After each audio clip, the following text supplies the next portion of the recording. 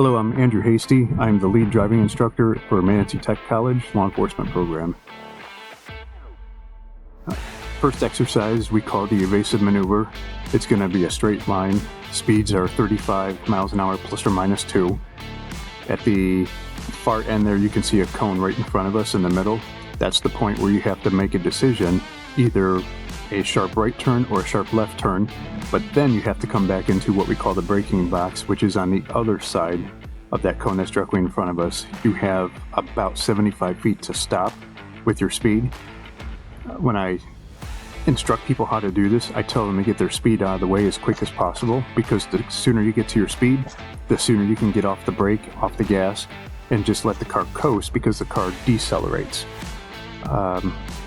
You have to understand when you go forward where your pivot points are, which would be the rear tires of the vehicle.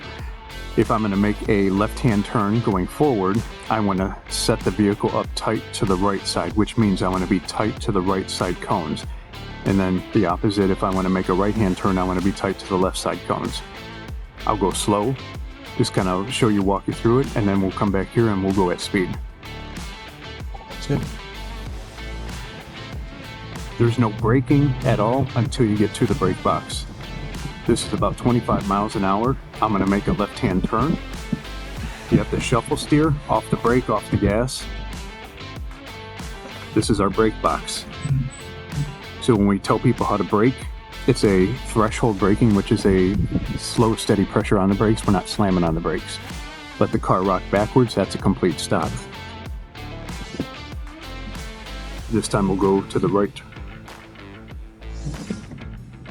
Get on your speed.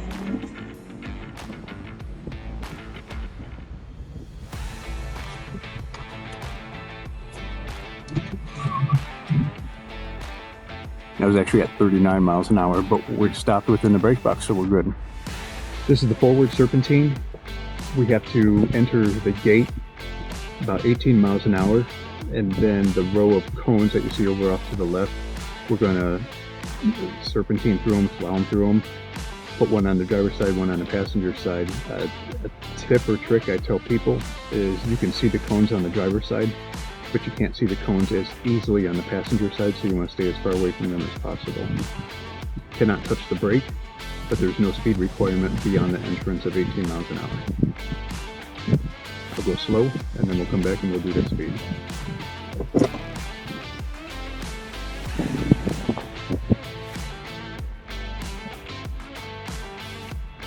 Shuffle steering is the key for this one.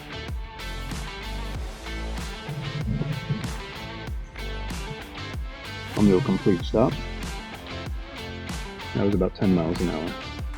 We'll reset, we'll go at speed. Alright, this is the forward serpentine at speed.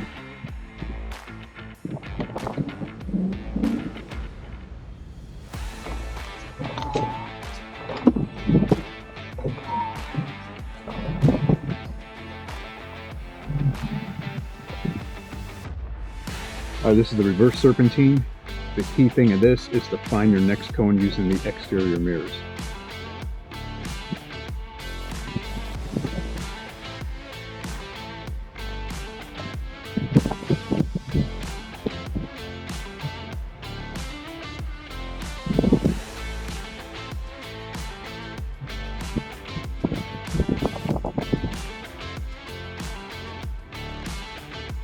This is the figure 8. I guess I don't know how to explain it. Keep the outside cones close to the car so you don't hit any of the inside cones. It's all about shuffle steering. You have to maintain a consistent speed of no less than 12 miles an hour, but you're not allowed to tap the brakes during the actual turning.